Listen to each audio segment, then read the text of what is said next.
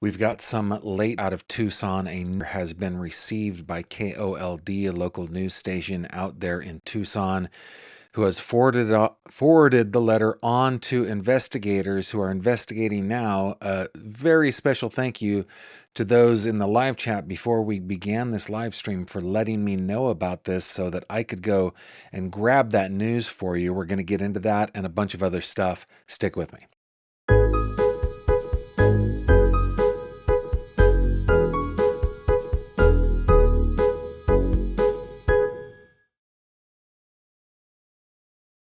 This video contains mature themes and discussions intended only for adult audiences. Viewer discretion is advised. Hello there, my friend. Welcome back to another true crime conversation with me, Gavin Fish. Thank you very much for joining me. Tell me where you're joining me from in the comments and in the live chat. I love to know where you are around this world of ours. We've got some late breaking news, as I already said in the cold open. I'm just going to take us straight over to the KOLD Channel 13 News website out of Tucson. This video at the top appears to be from last night, and this is an article that was published back on the 1st, but it was just updated 5 minutes ago. The dateline is Tucson. 13 News received a new message regarding Guthrie disappearance. 13 News forwarded the message to law enforcement Friday afternoon, and the Pima County Sheriff's Department quickly issued the following statement, quote, "The FBI and Pima County Sheriff's Department are aware of the new message regarding Nancy Guthrie. Investigators are actively inspecting the information provided in the message for its authenticity." The Pima County Sheriff's Department said everyone is still asked to call 88-CRIME or 1-800-CALL-FBI with any information, photos, or videos connected to the case. The FBI said a $50,000 reward is being offered. We learned that yesterday for information leading to the recovery of Nancy Guthrie or an arrest in the case. I think they said an arrest and successful prosecution. Also on Friday, Senator Mark Kelly showed up at the Pima County Sheriff's Department headquarters and talked with 13 News about the case. I'm sorry. I was about to say something so cynical. I'm going to say it. You can always count on a politician to be right where the cameras are. But you know what? I have a lot of respect for Senator Kelly. Let's see what he had to say here to News 13. Hopefully you guys can hear this. Okay, let me just turn up my system as high as it'll go. Sheriff's been doing a great job. I was in contact with him as high as it'll go about this. He has hundreds of his deputies investigating this case, working 24/7, on this. If this case can be solved between the sheriff and the FBI, I've got tremendous confidence that they'll be able to figure this out and bring her home. Absolutely. And I mean, obviously, we've also seen a lot of federal involvement with President Trump even saying that the Guthrie family, the Sheriff's Department has the full force of the of federal law enforcement. I mean, do you think that is the right approach here? 100%. And she's 84 years old. She's got health conditions. But regardless of that, when somebody is kidnapped this way, I want to see the FBI involved, and I want to see local law enforcement do everything they possibly can, and that's what we're seeing here. Definitely, absolutely. Well, thank you so much Thank for you. your... Appreciate it. Would you mind sharing with Univision? Would you mind Hey, sharing? Claudia, nice to meet you. Claudia, that's my daughter's name. Oh, really? Okay, so Senator Kelly's there. He's just basically saying that he has utmost confidence in the sheriff and in the FBI. Now, one of the things that came up early on in my coverage of this, it probably happened elsewhere too, I'm sure it did, was the criticism, or I guess the sentiment that would the FBI be involved if my mom was kidnapped? The answer to that question is yes. Yes, they would. Almost undoubtedly. The FBI has field offices all over the Fruited Plain. And they don't just sit there waiting for federal crimes to happen. One of their purposes is to assist with local law enforcement. So while this case is getting a lot of national attention, I mean, in my opinion, it's not because of the national attention that the FBI is involved. And I mean, other than just really, I guess, admiring the Bureau for a couple of reasons. One, because my uncle was an agent, and I always held him up as some sort of hero. He was a special agent for his entire career, and I just love the FBI because of that. I also have known several FBI agents throughout my life, my adult life, and I've always been really, really impressed with the Bureau for doing what they do. So just a quick recap of the breaking news. 13 News in Tucson received a new message regarding the Nancy Guthrie disappearance. They forwarded the message to law enforcement Friday afternoon, and the Pima County Sheriff's Department quickly issued the following statement, quote, 100 call FBI. Now, while I want to just look up one other thing while we're on the internet.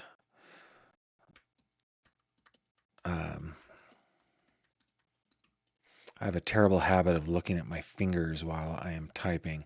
I just wanted to see if anything else had been posted to Savannah Guthrie's Instagram account. It appears not. You guys will remember that this was posted yesterday by Cameron Guthrie. Cameron Guthrie. I'm speaking for the Guthrie family.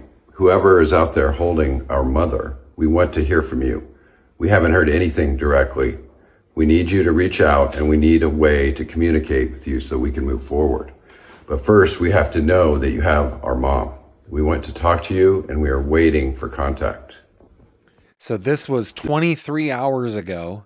This happened while we were live streaming yesterday. And I mean, I don't think that it's too big of a stretch to imagine that after they put out this video, after they put out the previous video that we've all watched, and then of course this video, maybe it's not that big of a stretch to imagine that the ransomers, the kidnappers, sent a new message in to 13 News, to KOLD in Tucson. Now, what were the things that he said? Well, we can watch it one more time, but basically they're like, we don't know that she's alive. We need proof of life. I think they said that in the other video. And we have no way to talk to you. Hello. Let's do it one more time. This is Cameron Guthrie. I'm speaking for the Guthrie family. Whoever is out there holding our mother, we want to hear from you. We haven't heard anything directly. We need you to reach out, and we need a way to communicate with you so we can move forward. But first, we have to know that you have our mom. We want to talk to you, and we are waiting for contact. Okay, so there he said it in that one too. Okay, we need to be able to talk to you, and we need to know that you have our mom. Very, very, very fluid situation, and a scary one, and a high stakes one as well. I have a couple of other pieces of information, a couple pieces of media that I want to share with you guys, but I want to just check in to see where everybody is. Let's see. Marietta, Georgia is here. Thank you very much, Marietta. Sunny San Jose is here. Austin, Texas, North Carolina, Northeast PA. Wild Wanderer, we're going to get to this. Great comment. I have the Harvey Levin video that we're going to check out. Erie, PA is here. Eastern Kentucky, Eastern North Carolina, Colorado. The UK is in the house. San Bruno, California, Jacksonville, Florida, Wyoming, Jersey Shore, Texas, Southern Indiana, Terre Haute, Indiana, Lake or Fort Lauderdale or Fort Lickerdale, Northwest Iowa, Kentucky, Texas, Virginia, so many. New Zealand also in the house. So thank you very much for being here. Okay, let me, wrong button, Gavin, wrong button. Let me go back to the comment from Wild Wanderer. Maybe we should start there. Yeah. Also said there was either a time frame it would take to get Nancy back to Tucson. They named multiple states she could be in. Okay. I think what Wild Wanderer is talking about is a video that was published to TMZ. This I got from X, their X account. I think it's about 4-ish minutes, something like that. It's 5.5 minutes, actually.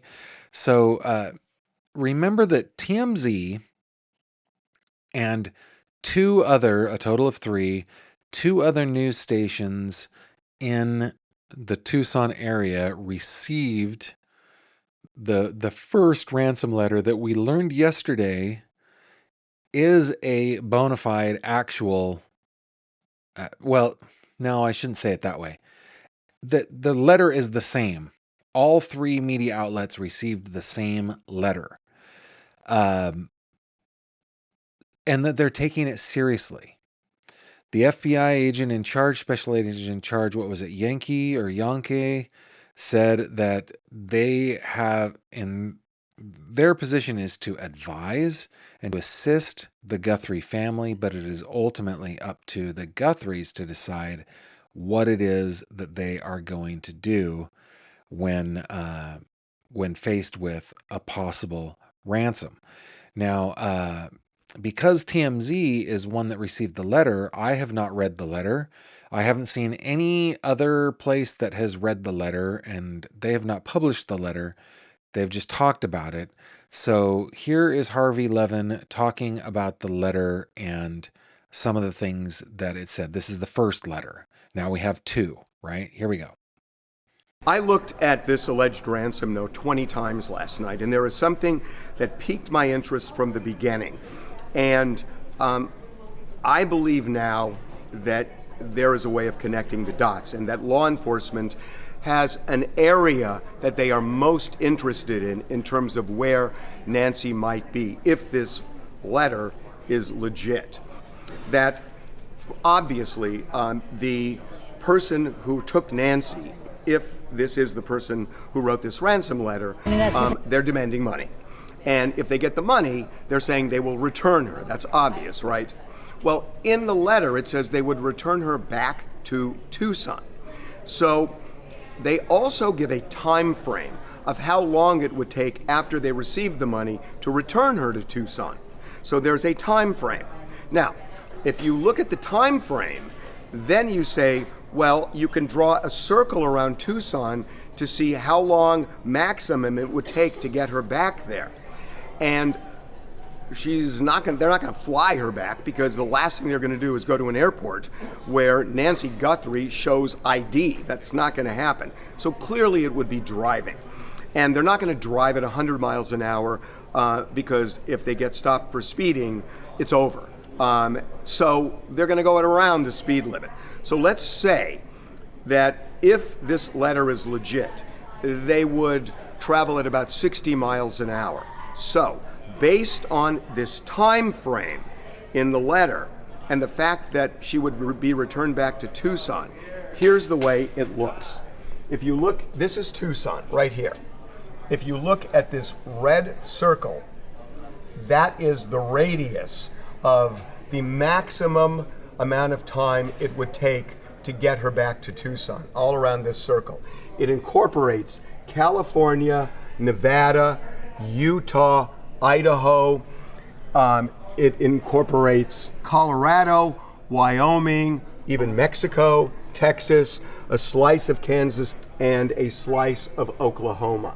Now that's a big area for sure, but it is not the full United States. It's not the world. At least it's a defined area. And again, if the letter is legitimate, then it would seem, based on the amount of time maximum it would take to bring her back to Tucson, it's this area that I would think authorities are most interested in. And remember, they are looking for anybody who possibly has information on the whereabouts of Nancy Guthrie. So there's a $50,000 reward for information leading to her return. So I would think that this area is particularly interesting to them. I want to say a couple of other things. The letter, people have been asking, does it seem like it's written by just a crazy person? And the answer is no. This letter was very well constructed. It had structure. It had a beginning, middle, and end.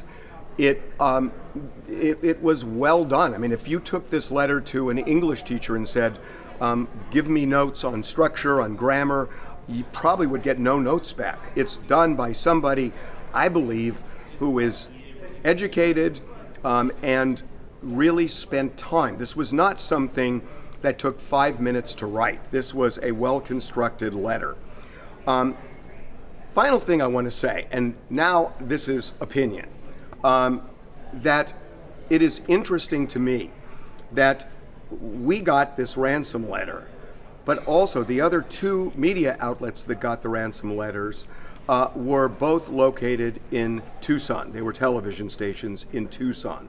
So why would somebody who wrote a letter like this know about the local stations and send to the local stations if they have no connection to Tucson? It feels like there is a connection to Tucson with the person who wrote this letter. And, a lot of people are saying, well, it happened because Savannah Guthrie is rich and famous. Real quick, it feels that way too, that somebody is connected to Tucson, because they said we'd bring her back to Tucson instead of saying we would bring her to Tucson. That to me, that feels a little more familiar. But let's continue with what Harvey is saying. She is. But is it that somebody looked at Savannah Guthrie and said, let's find a relative? Or is it somebody who lives in the Tucson area and either knows Nancy Guthrie or knows of her and knows her famous daughter is Savannah Guthrie, and it hatches from that? It seems to me, just based on where the letter went, that it's the latter. So the bottom line here, I know that the law enforcement has been saying they are desperate for clues, and they clearly are. But just in terms of the people who might help, I think heads up in this area. Okay, so that is what Harvey Levin said. It was earlier today on TMZ's X account. Now, returning back to the subject at hand, with the breaking news, this one coming from azfamily.com says Arizona's family sister station KOLD 13 News in Tucson has received a second message that appears to be from the same persons previously claiming to have abducted Nancy Guthrie.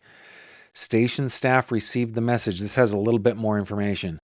Received the message on Friday morning, which was sent to law enforcement along with the IP address.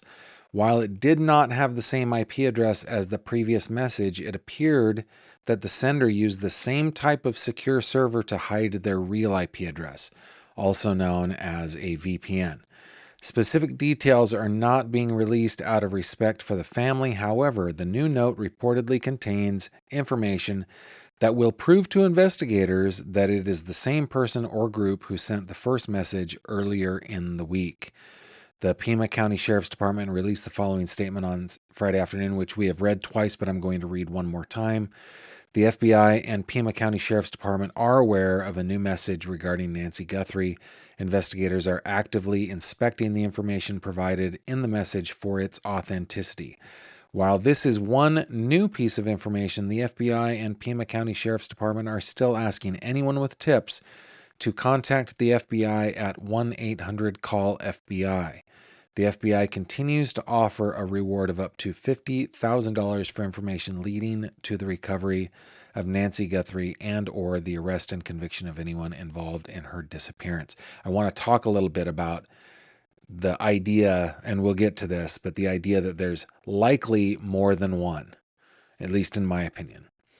I think, yeah, the latest message arrived a day after Today Show host Savannah Guthrie's brother Cameron renewed the family's plea for their mother's possible kidnapper to contact them. We just watched that video. So, yeah, that is, oh, they're reporting that authorities made an arrest after one ransom note turned out to be fake, but I don't think they said it was a note that turned out to be fake, but I might be wrong on that one. I know that there was an arrest for an imposter is what the FBI described them as. So it's a developing story. We will check back for updates. I just want to see. It was updated 5 minutes ago. Let's see if... let's see what is new here. Shortly after 4 p.m., the Pima County Sheriff's Department confirmed that they were conducting follow-up at the Guthrie home and surrounding areas. Arizona's family crews witnessed more law enforcement arriving shortly after word spread of the possible second ransom note. So they've updated that. See if there's anything else in there that has been updated. It doesn't look like it yet. Let me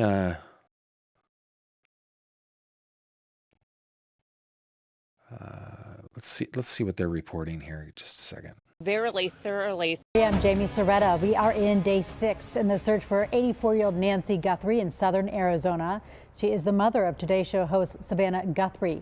We have just received moments ago new information from the FBI and Pima County Sheriff's Department about a new message regarding Nancy that our sister station in Tucson received. Our Vanessa Riza is live in Tucson with the very latest on this case. Vanessa, what do we know? Well, Jamie, this is very fluid information that is coming to us within the past 10 minutes. We are not going to release what was said in that message or any details out of respect for the Guthrie family. But we have been told that investigators are looking very thoroughly through this message to see if there is any validity behind it and any details that may help them for their search for 84-year-old Nancy Guthrie. The search does continue, as does the concern as to her whereabouts.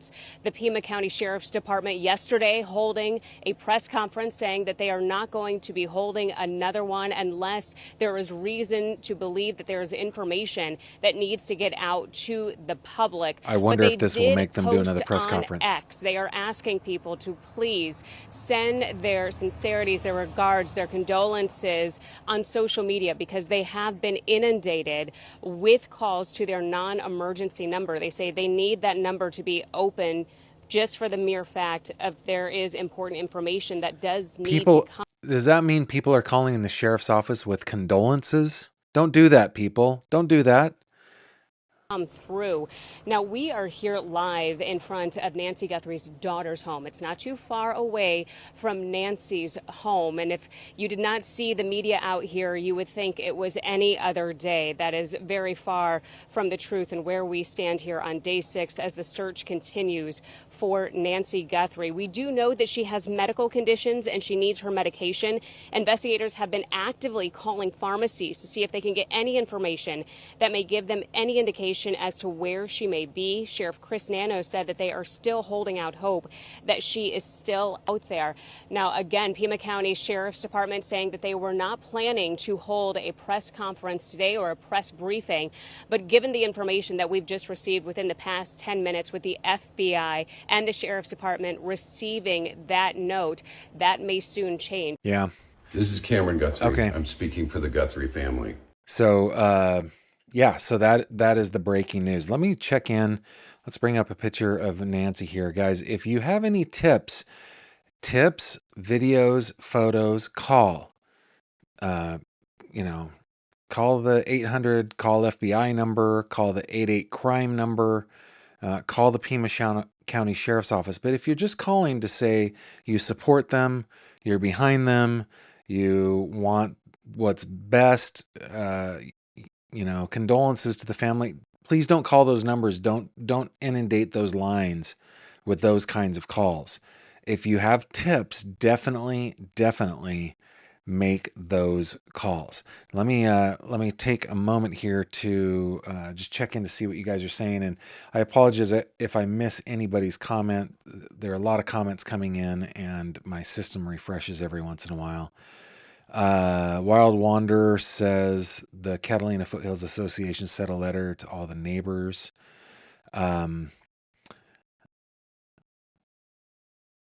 Lynn Taylor, why was no one notified immediately when the pacemaker was disconnected? Family hospital monitoring system company, etc.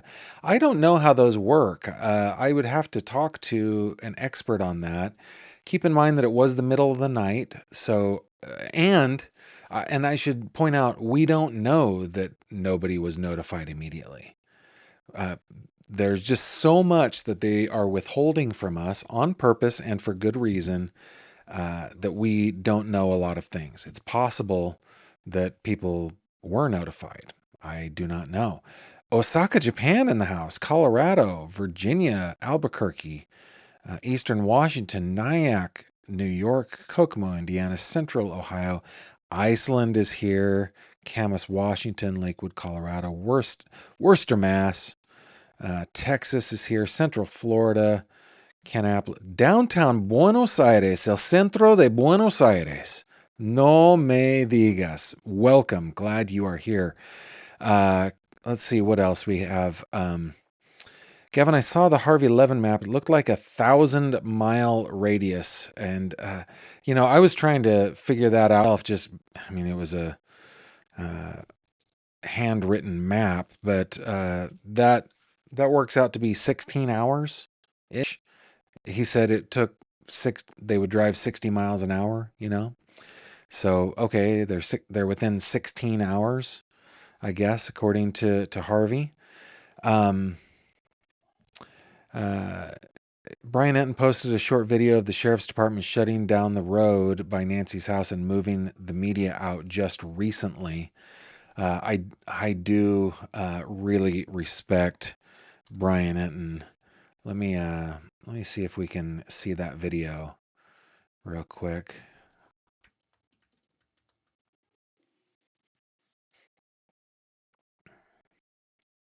Give me a moment while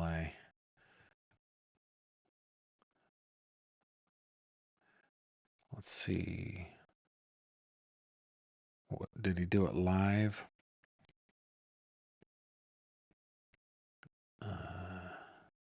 So something interesting is happening outside the house. So all of these sheriff's deputies showed up, and they are now, you see down there, they are closing off the road, and they're making all the media leave this block. So we're not going to be able to be in front of the house anymore. They said this is for investigation reasons. And they wouldn't, by the way, the media would push back on this because they have a right to be there unless it is being closed off for the investigation. If the police are just like, we just don't want you here, the media would tell them to kick rocks. I can tell you, this is a bit of a tangent. It is a tangent. Let's do a tangent.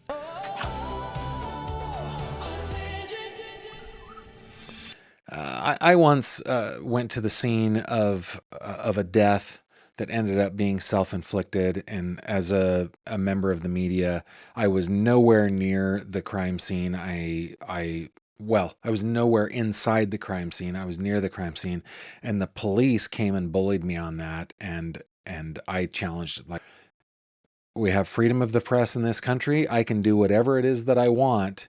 And they're like, no, you cannot be here. And I said, then you need to arrest me, but I would call your captain or your chief before you do that. I'm not moving, right? And the media would not move if they felt like they had a right to be there. But if it is for investigative purposes, sure, they'll move them out. So we don't know what they're about to do with the house, but they don't want the media in front of the house anymore. So basically everybody out here has been told to pack up, and she's saying they need room. Hey guys, so something interesting is happening outside the house. So all of these sheriff's deputies showed up, and they are now, you see down there, they are closing off the road, and they're making all the media leave this block. So we're not going to be able to be in front of the house anymore. They said this is for investigation reasons. And you got the power so we don't know what they're about to do with the house, but they don't want the media in front of the house anymore. So basically everybody out here has been told to pack up, and she's saying they need room for their investigators. Everybody's cooperation very, very much. Oh, you bet. Thanks for all your hard work. We appreciate all you do for us. I'm sorry. On the other side of those cones? Yeah, see those cones right there? She said they need room for their investigators to do what they need to do. So something is about to happen out here from an investigative standpoint, and we're all going to have to move. But it's interesting. You know, they had the crime scene in the beginning. They took it down. They had another crime scene. They took it down. And now they are apparently going to be doing more out here. So something interesting. Yeah, okay. Good coverage, Mr. Enton. He always does a terrific job. Let's bring up Nancy's photo again. Remember, if you have tips, 1-800-CALL-FBI and or 88-CRIME. New Jersey is here. Bring Nancy home. This is sad and scary indeed. Chasing Sunshine. Sure are some contradictions in the timeline of initial notice of Nancy missing. Time is ticking. Well, I think that the timeline is incomplete for sure. I was checking my notes from yesterday, and there is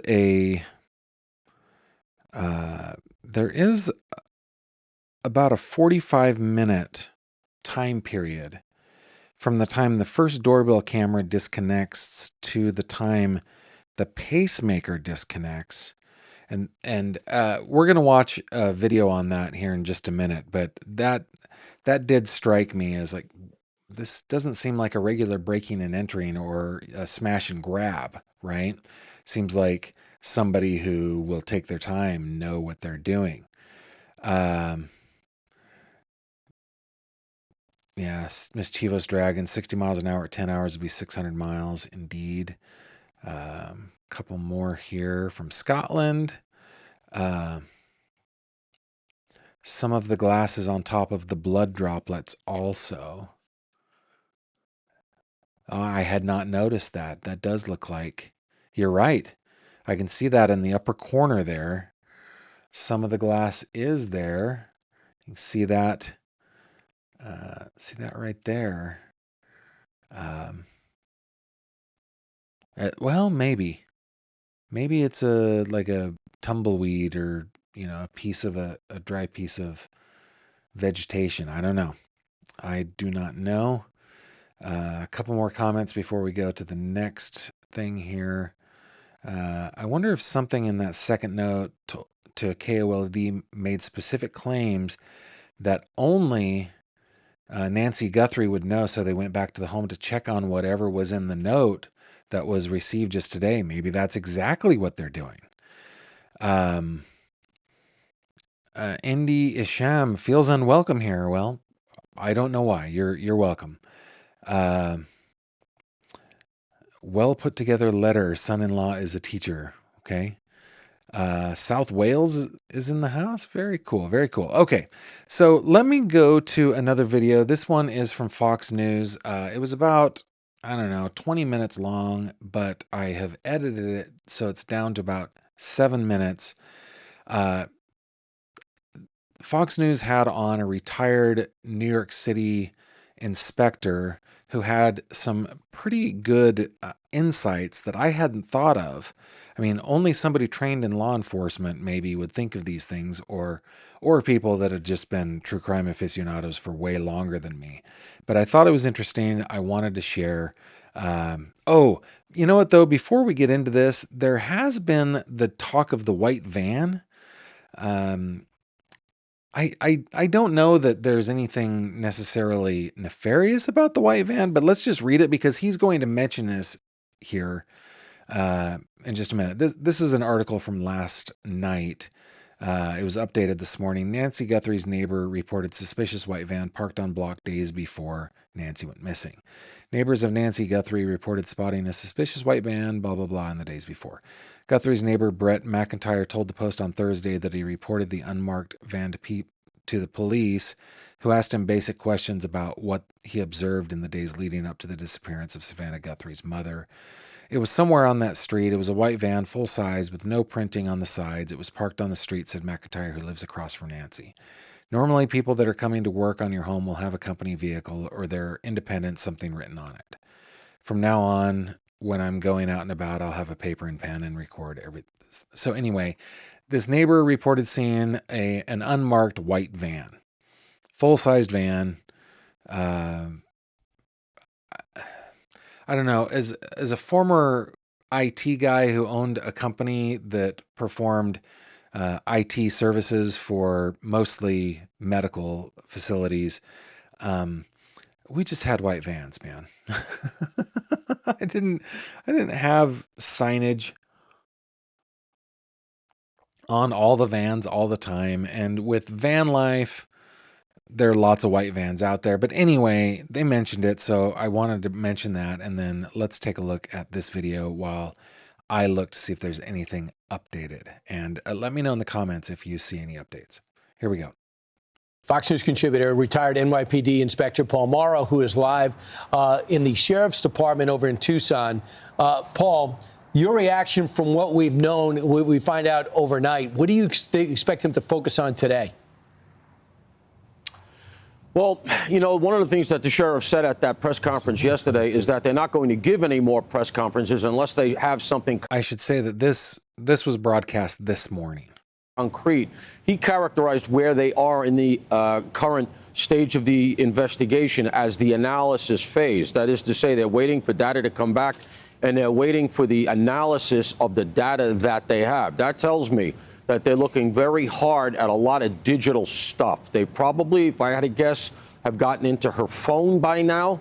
They probably have dumped some other stuff, maybe her Wi-Fi server. She has a computer in her house. They're looking for anomalies. And let's remember something else, Brian. According to the timeline that we got yesterday, something that jumped out at me, there's a 41-minute gap from where you can probably say, the intruder is in the house and then she leaves, because that's when her pacemaker disconnects from that app. 41 minutes is a long time for an abduction. What was going on? Was this actually a burglary gone bad? Was somebody looking through the house and she woke up? It strikes me that 41 minutes, a potential digital footprint, that kind of thing, I think, is what they're pulling out now, and we may not know for a few days at least. Yep, Paul, it looks like the son-in-law was the last one to see her, and he dropped her off. According to reports, they played games. Her daughter, who's also married to the guy who dropped her off, they played games, they had dinner. He took his mother-in-law back home, dropped her off, watched her go in the house. Have they tracked his car? Have they been able to, because I know in some cases, if it's a updated car, they can find the car through GPS. Have they tracked that? And also, where's her car? Did her car ever leave? And what do you know about this white van that was found? The neighbor saw a white van parked outside on the street that was unmarked. So far, we haven't heard any further about the white van. Relative to her car, my understanding is that it hadn't left.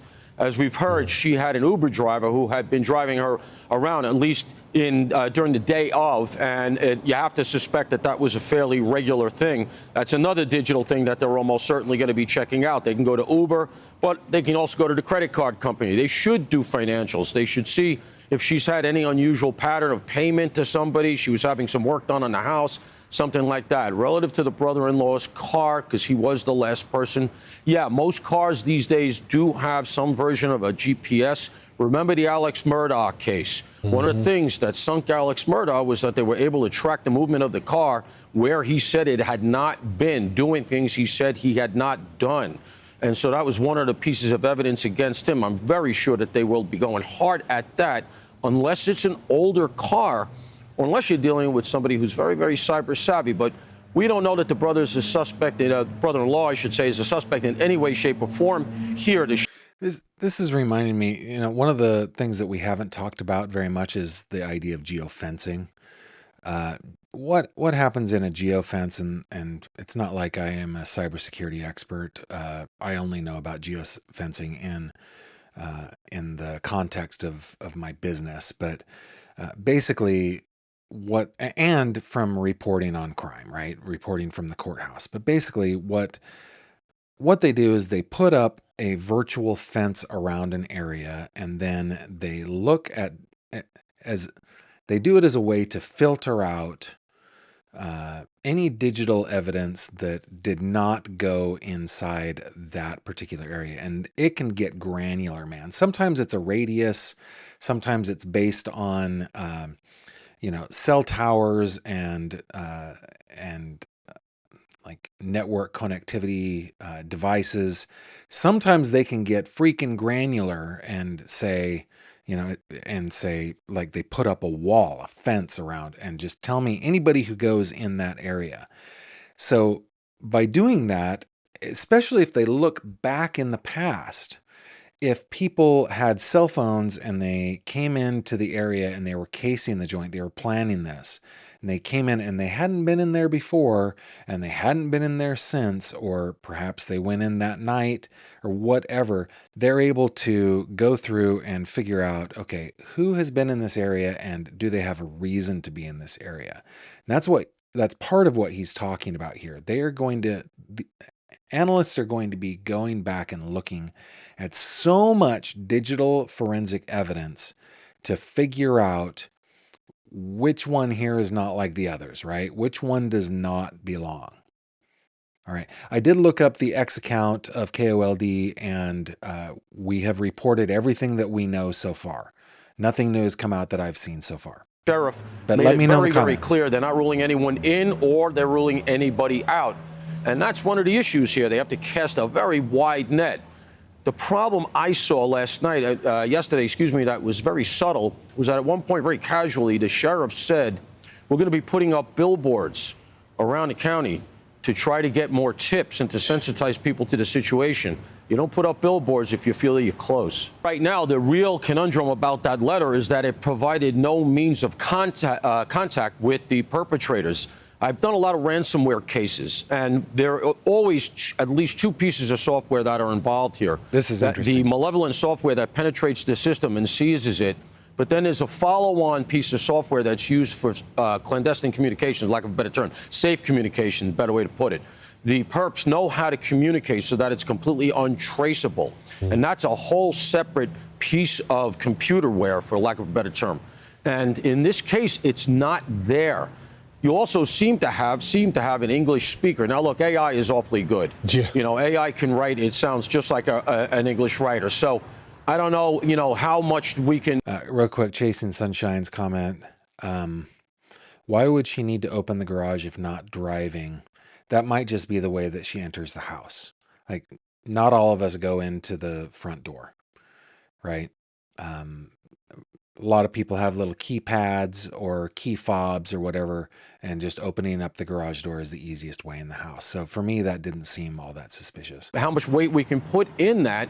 But that said, assuming it is an English writer, the fact that it's well structured and everything else, to me, the fact that there's no way to get a hold of them, because of course you're not going to pay until they give you the protocols for how to hand her back, because you don't know who you're dealing with, and you only may have one shot at this. You paid a whole ransom, and then the real people come forward and you're out of money, you got a real problem. So I got to say, I also, the real dispositive thing here is what is in the letter, because there's been a lot of disparate reporting. What is in the letter that can serve as a proof of the fact that they were in that house?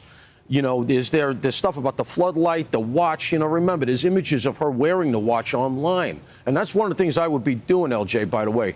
Those images of her online, I've seen at least one of her with Savannah. I would get my tech guys and hammer that website. Who's been hitting that website? Can you identify any out-of-country IPs that have been hitting that website? Somebody hitting it continuously recently? Stuff like that to try to contextualize this letter to see if it's legit. Let me break in here. Wild Wanderer, thank you very much for giving me this lead. Let me bring you over to NBC News' website. This is from 12 minutes ago. Police probing leads about a vehicle. Law enforcement officials in Arizona are searching for a vehicle or vehicles that may be connected to the Nancy Guthrie investigation, NBC News has learned. A Circle K spokesperson told NBC News that law enforcement visited one of their stores on Oracle Road in Tucson after, quote, receiving a tip regarding a vehicle of interest, and our team has provided them access to the store's surveillance video, close quote.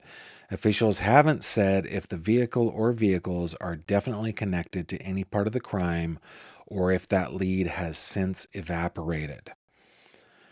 So that came in about, 12 minutes ago, 15 minutes ago. Let's see if anything else has come in since. And let's bring up Nancy Guthrie real quick. And let me just go to CNN. They're doing a pretty darn good job doing live updates. See if this is from 3 minutes ago. Authorities resumed search in Nancy Guthrie's neighborhood, sheriff says. The Pima County Sheriff's Department and the FBI are resuming searches of the home of Nancy Guthrie near Tucson, Arizona, and surrounding areas, according to the sheriff and a community association. The Catalina Foothills Association, there's a new update we'll check in just a second, said it received notice that the Sheriff's Department and the FBI would resume searches in the area immediately, adding it was deeply shaken and heartbroken by Guthrie's apparent abduction in a letter to residents. Our heart goes out to her family, Catalina Foothills Association President Will Pugh wrote in the letter.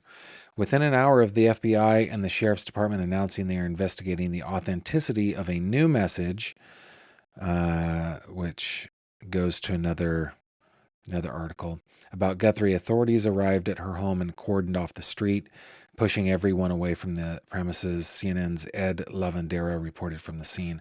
Authorities told CNN they were blocking off the area for investigative purposes without providing further details, and we saw Brian Enton's video on that. Less than a minute ago, CNN updates and says investigators will be closely evaluating what is written in this new message related to Nancy Guthrie to determine if it's real, CNN analysts say. Okay, so it's their analysts. They're going to take their time to go through this note because they know everybody is waiting and anticipating what they're about to say, and the whole world is going to know, said Mary Ellen O'Toole, a former senior FBI profiler. In the next steps, law enforcement needs to be very careful and very precise about what they say, O'Toole told Jake Tapper. The FBI is investigating the new note, Pima County Sheriff Chris Nanos said. Okay, so the FBI is doing that part of it. Local station KOLD, which was among the media outlets that received a separate note a few days ago about Guthrie, said it has also received this new message. Not clear if the two letters are from the same person or people.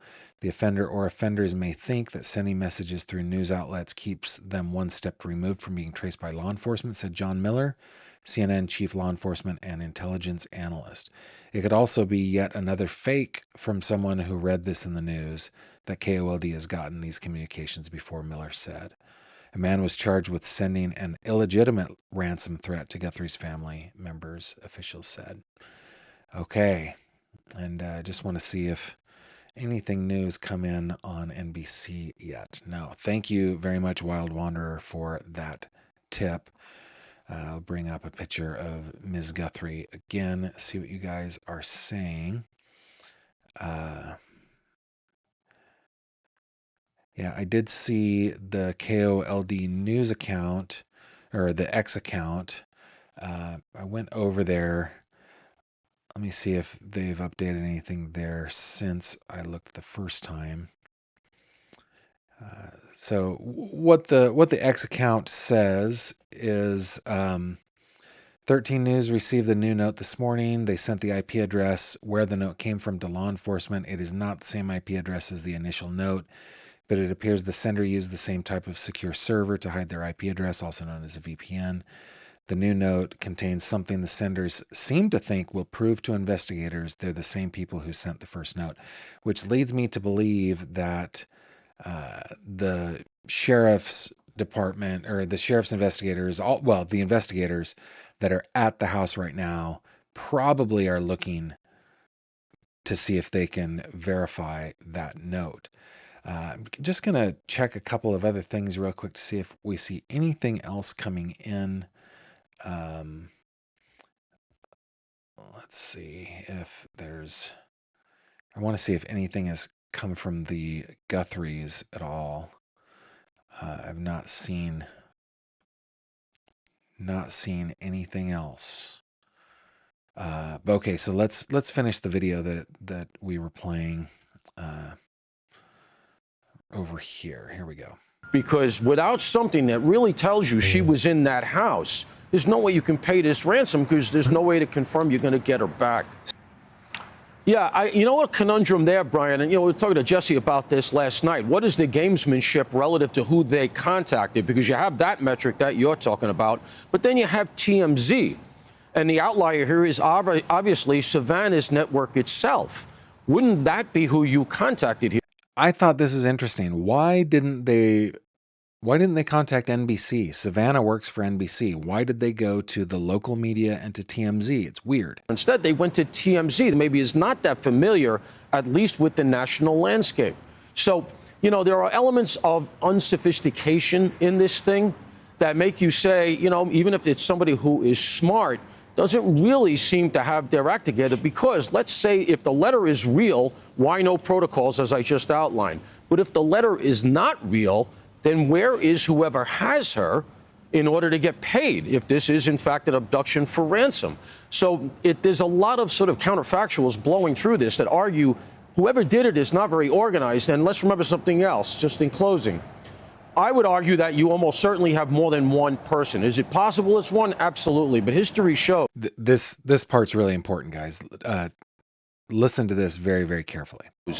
Not only for the abduction, but for keeping the person secreted, because that is what you have to trade. I'm sorry to be so blunt. Sure. And so while somebody has to go out, do the communications, make sure that they're getting food, water, seeing what's being said, etc., communicating in a way that can't be observed from the location where you're essentially hiding out, somebody else has to stay there and keep an eye on her.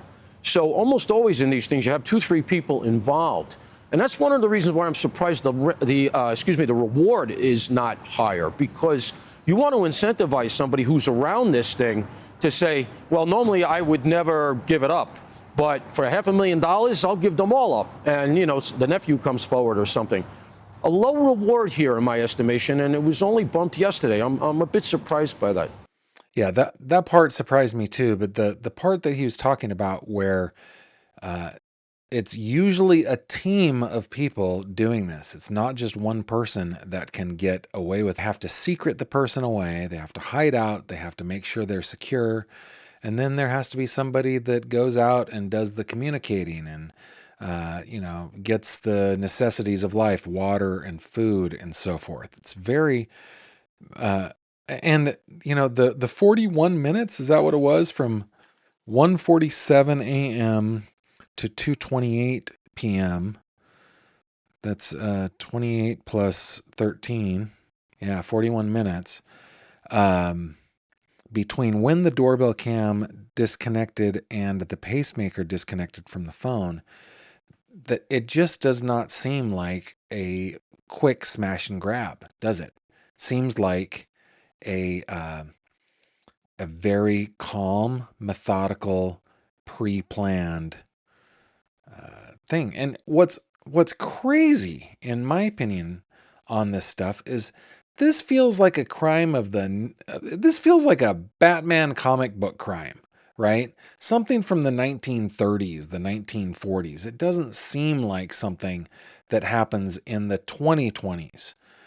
It feels like something that would happen 80 years ago to kidnap somebody and hold them for ransom here in the United States is brash, man. That just doesn't seem to happen. Let's see if there's anything else you guys want me to.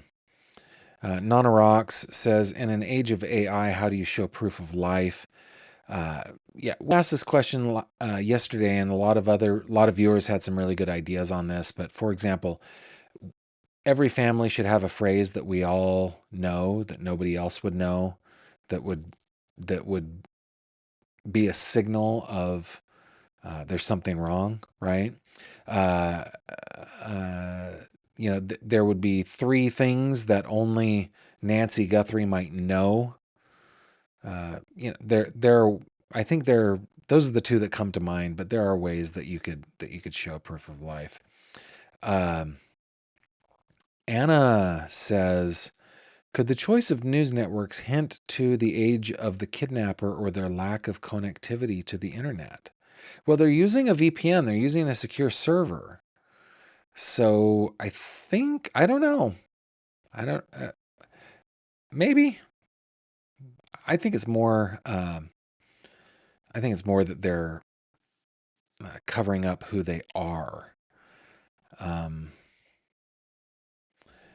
Robin says, I see comments about the wealth of Savannah Guthrie and how her mom doesn't have such and such. My sister is wealthy and I wouldn't dream of asking for money to live differently ever.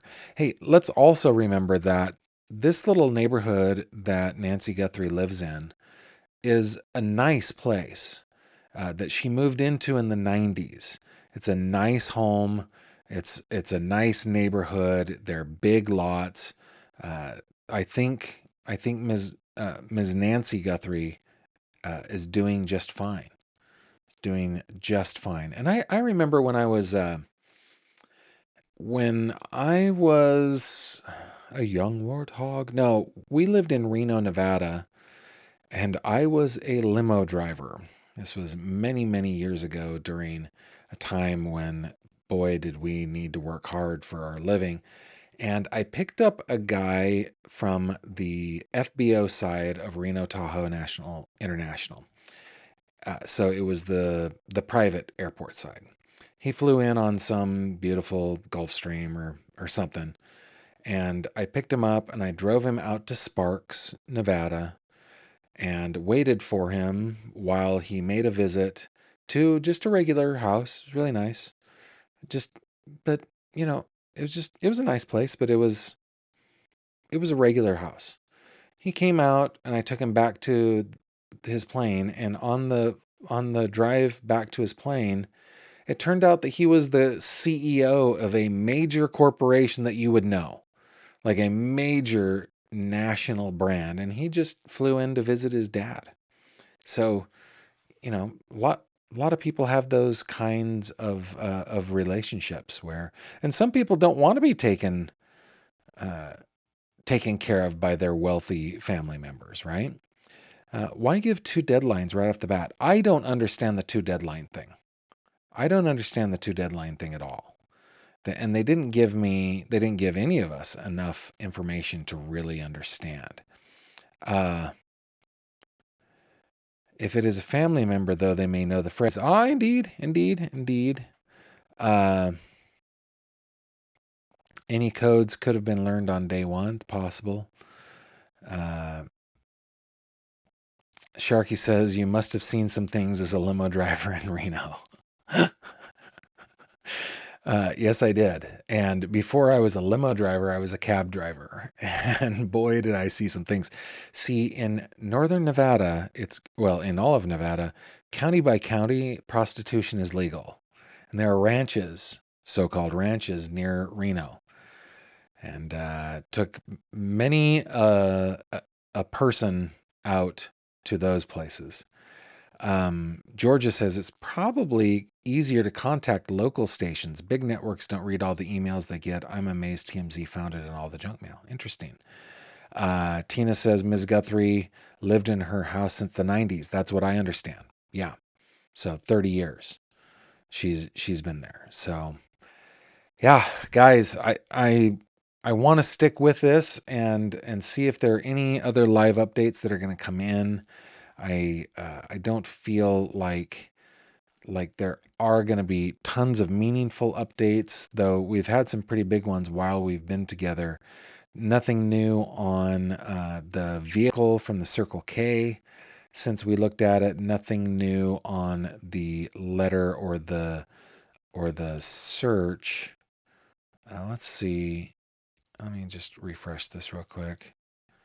Yeah, it's everything is about the same. So why don't we, to finish out the day, finish out our time together, let's get into 3 questions. It's 3 questions with Gavin Fish.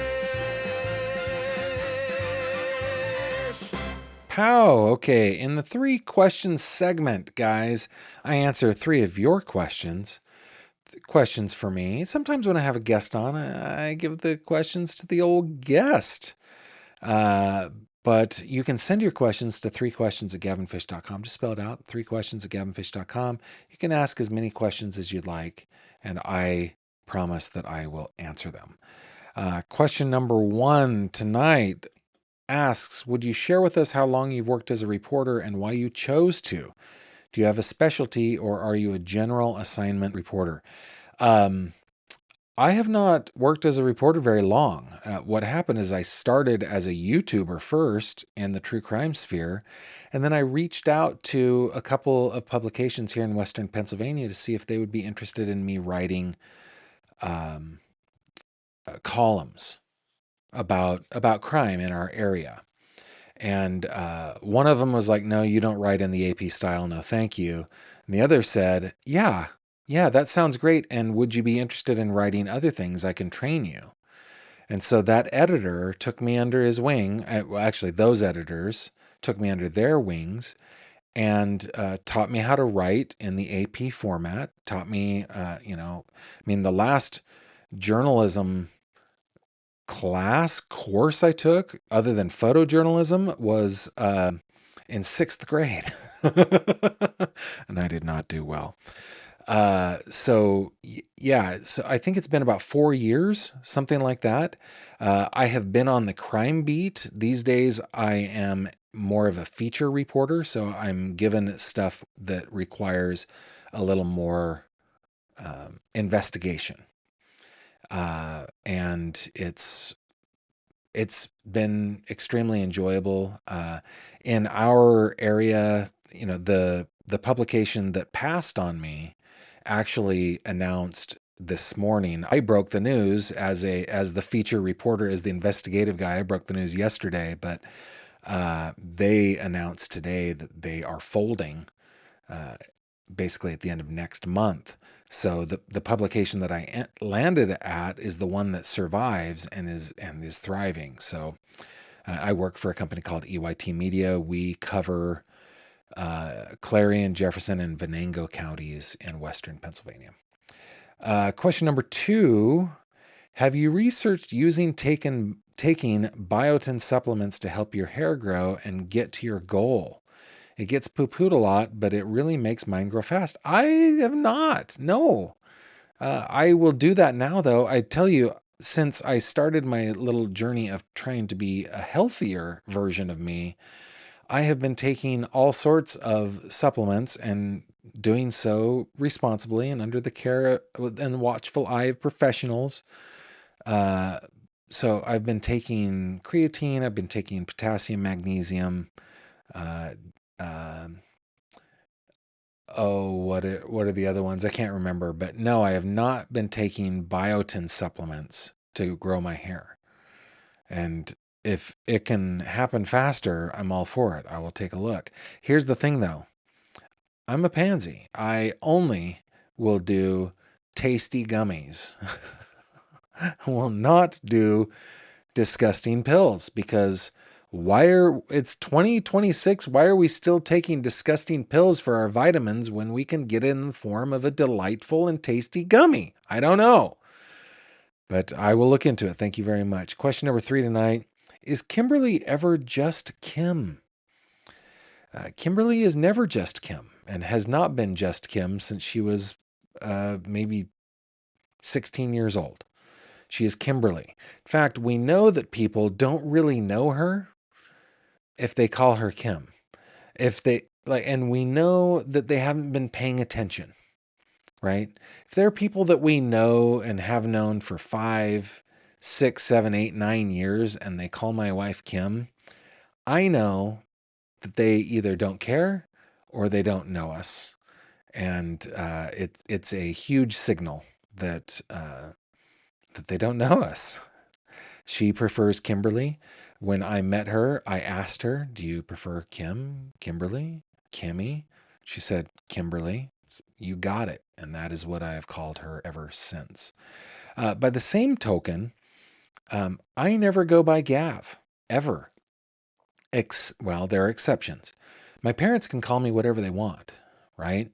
And I have friends that are old friends that we have known each other since we were like little guys and gals. And it just tickles me when they call me Gav. But anybody else outside of maybe that half a dozen people, if somebody comes up and says, "Hey, Gav," I know that pretty darn formal about our names. It's Kimberly and Gavin. And I think I kind of became Gavin probably by the time I was 11 or 12. And so even like if I go back and find old letters from like girlfriends or crushes or whatever, like I found a mixtape recently that had a note from a girl that she was my girlfriend in 9th grade, and boy was she amazing. She probably still is. I haven't talked to her in like 5 years, but anyway, and it says Gavin. It doesn't say Gav. But if I go back far or further, there are a few folks that call me Gavin. They still do, and it tickles me. I like it. So those are our 3 questions. How about we get into some headlines?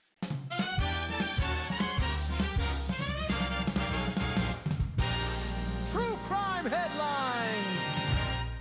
Okie dokie. I've just got a couple of headlines for you that I want to bring you to finish out the day. In the case of Anna Kepner, boy, have we been trying to figure this one out. Teen suspect in Anna Kepner's cruise ship death in federal court in Miami. This from NBC6, written by Tony Pipitone. A 16-year-old being investigated in the death of his stepsister on a Carnival cruise ship last year. You guys remember Anna Kepner?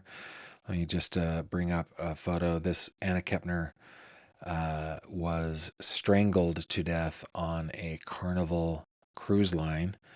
Back in, now I can't remember. Give me a second. In November. Anyway, 16-year-old being investigated in the death of his stepsister on a Carnival cruise ship last year appeared before a federal judge in Miami on Friday. The 16-year-old stepbrother of Anna Kepner appeared before a federal magistrate in a locked courtroom with his public defenders, prosecutors, and U.S. Marshals. The criminal docket for the magistrate judge revealed a sealed case was on his agenda, and that case number remained sealed Friday afternoon, so any charges he may face have not been publicly released.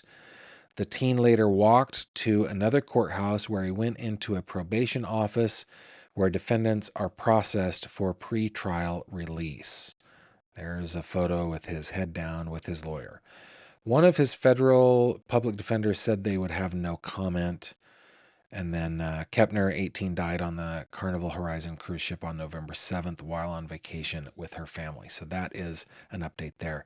This one, I try to stay politics free, but this one caught my eye, written by Kate Bird on the website of yours truly, crimecod.com. Kate wrote, Dateline Wilmington, Delaware, Newcastle County Police arrested William Stevenson, the former husband of Jill Biden, on a first-degree murder charge in connection with the death of his current wife. Dr. Jill dodged a proverbial and maybe literal bullet. Stevenson, 77, was taken into custody following a grand jury indictment. The charges stem from a December 28th domestic dispute at a residence in the Wilmington area, according to NBC News. Officers responding to the initial call found 64-year-old Linda Stevenson unresponsive. So anyway, Dr. Jill Biden, her ex-husband, indicted for murder. And those are your headlines. Now,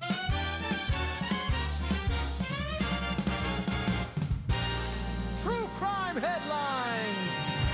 for those of you who stick around to the end, I want to give you a preview. I've been working on a couple things to maybe add to the show. Okay? So if you're not interested, you don't have to stick around, but a couple things. Okay? You guys have been noticing I've been yawning lately. Okay? And I asked Javi for a yawn button. And I think it was Autumn who came up with the idea for this yawn button. Here, I'm going to show it to you. Ready? Here we go.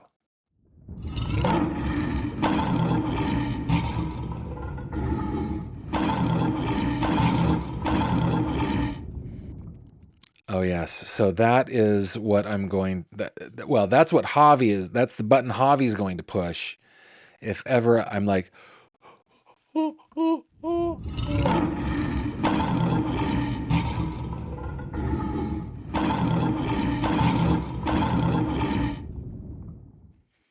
Okay, we've got a couple of other things. Now, I don't have a graphic for this one, or these two, but tell me if you like these jingles. Here we go.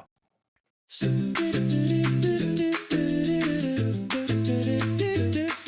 a deal hole. Yeah, I think we might use that for transition music if we ever need a transition out of everyone. Here's one that's similar. Here we go. Such a deal hole. Such a deal hole.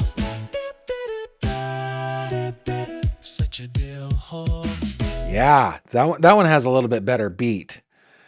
So maybe we will use that anytime we have, you know, a dill hole to talk about it, or maybe we need transition music. Okay.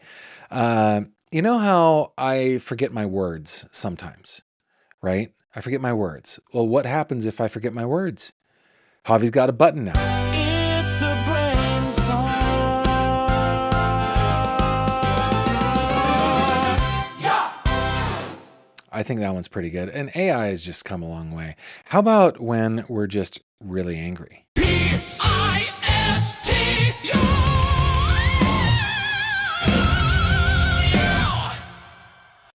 Okay. And I've got one more. I've got two versions, but I'm not really satisfied with the graphics yet. This is for when Uncle Gavin needs to make an appearance. Here we go. Hi kids, Uncle Gavin here. That has a very Hamilton kind of feel to it. How about this one? Listen up, kids. Uncle Gavin has some wisdom for you.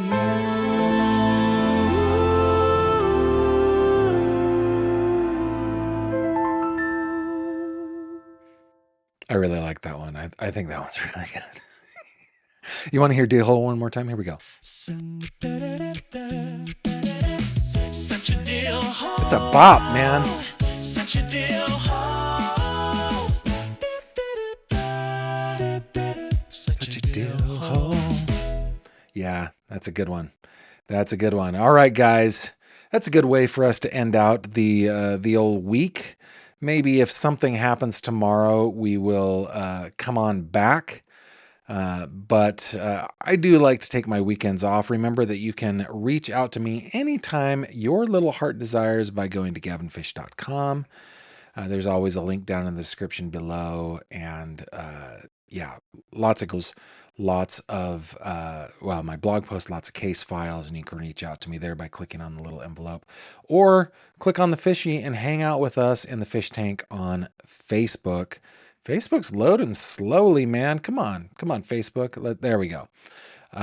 Or you can just go to Facebook and search the fish tank, or search Gavin Fish. You will find me. With that, guys, thank you so much for spending your week with me, and I shall bid you adieu. Thank you so much, and I'll see you on the next one. Bye-bye.